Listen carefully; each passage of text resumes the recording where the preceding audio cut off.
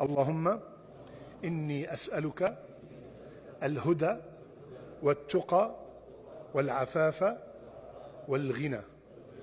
اللهم إني أعوذ بك من شر سمعي ومن شر بصري ومن شر لساني ومن شر قلبي ومن شر مني. اللهم إني أسألك علما نافعا ورزقا طيبا وعملا متقبلا. اللهم إني أسألك علما نافعا ورزقا طيبا وعملا متقبلا.